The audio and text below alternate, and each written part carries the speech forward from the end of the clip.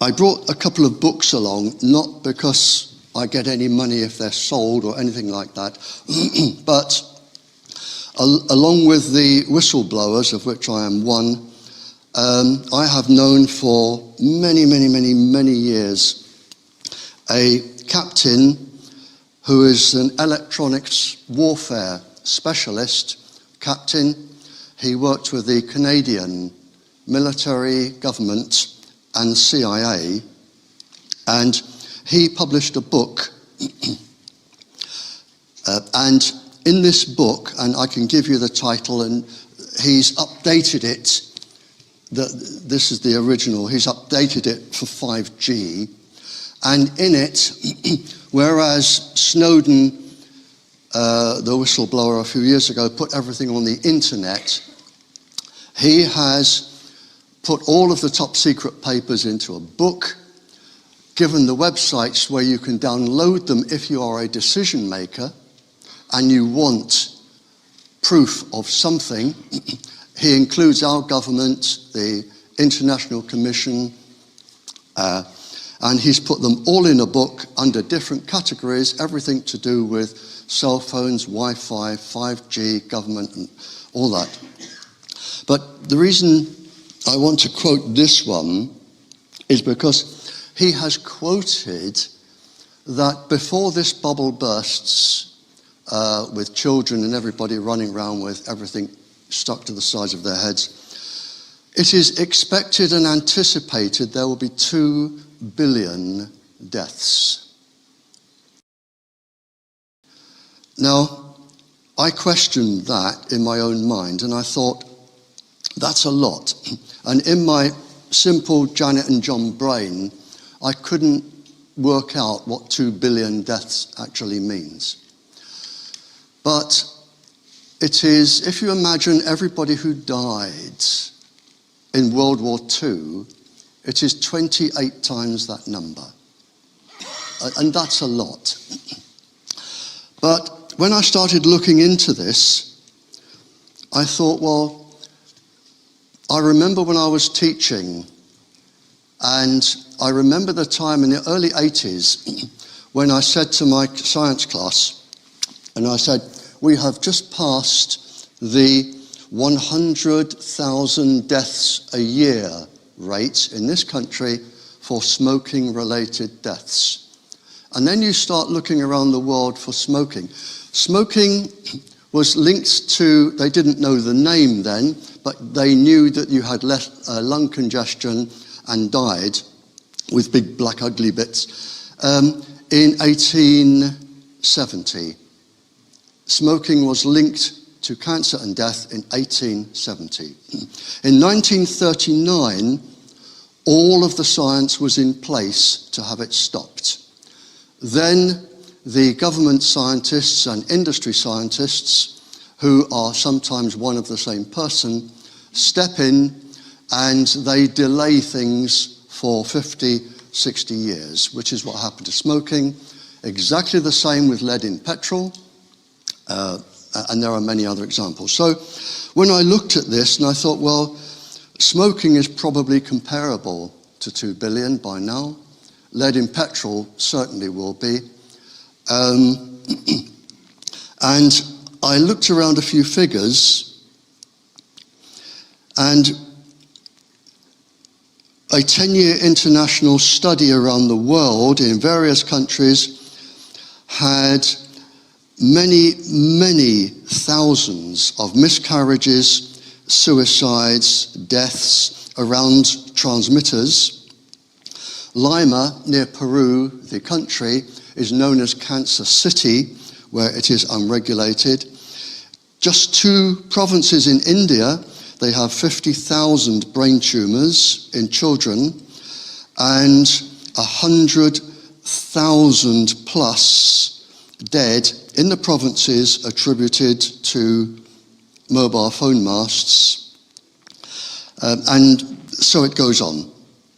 And when you start looking at examples like this, in a paper I wrote, and anyone can come out to my house and read it and copy it. In a paper I wrote, there was a survey done, I'm trying to think, probably 15 years ago, of some of the schools in France and Spain, and they found 200 schools with cancer clusters of 8 or more different types of cancers attributed to the transmitter in the playground. We had one I was involved in, 11 children under 11 with leukemia after a transmitter went up. They all died. It was taken to Parliament. The MP put forward a very, very good case. It took 18 months to get to Parliament. And the minister stood up and said, we are within international guidelines, and sat down. And that was it. In fact, the minister lied. We're not within international guidelines.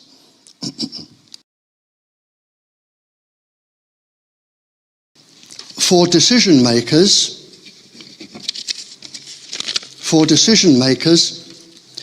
two of the world's leading professors in this area wrote a letter to all of the Nordic prime ministers. It is a brilliant letter.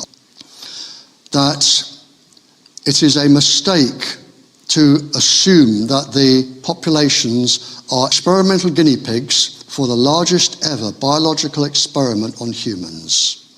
Such experiments are totally unlawful according to the Nuremberg Code, the Declaration of Human Rights, the Declaration of Children's Rights. According to the polluter pays the principle, has to pay for all harm they have caused to humans. I want to read a legal opinion from an international attorney at law office regarding 5G. This is for decision makers, and it says, and you are welcome to pop out to my house and get all this stuff. It says, a international firm of law, a law firm. It is the conclusion of this legal opinion that establishing and activating a 5G network as it is currently described would be in contravention of the current human and environmental laws enshrined in the European Convention of Human Rights, the UN Convention on the Rights of the Child, EU regulations, and the Bern and Bonn Conventions. And going through documents, I have found, and these mean absolutely nothing to me, the UN Convention 1989, each state, and we come under the United Nations, each state has a legal responsibility to protect children to ensure maximum development. Articles 19 and 6. If you want to go to your school and quote the law, there you are. The Children's Act 1989, Part 3, Section 17. There is a legal obligation on local authorities to protect children against harm or the risk of. This stands apart as a likelihood or perceived risk is all that is necessary. It does not need proof. I believe that this only applies, and I'm not sure, to children who are in care, children who are fostered or adopted. But every school has one of those anyway, I would imagine. You have the Nuremberg Code, UN 1950, Article 7. Prohibits any experiment without consent. 5G is an experiment. In fact, all of them are experiments. Tetra Airwave is an experiment.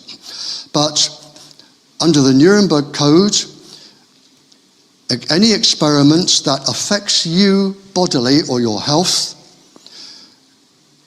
is illegal unless you give your consent. There is only one exception, and I've only known it to be done once. Any doctor can experiment on his or herself. That is the only exception. That's part 5. Under EU law, a strategic environmental... Now, whether we are agreed whilst we were under EU law, I don't know. A strategic environmental assessment should be carried out before 5G. And if there is a problem and it wasn't carried out, the polluter, in other words, the decision maker, pays the principal or the costs for the cleanup. And that can be millions. A legitimate government must preserve the right to life, liberty, health of all of its citizens. That is the Treaties of Civil Government, Second Treaties, Chapter 2. And finally, the Health and Safety Act 588, law in this country, 1st of July 2016. Employers must protect those of higher susceptibility, monitor health for electromagnetic radiation, both thermal and not thermal. For example, auditory sensory disturbance, change in brain function. That is the law.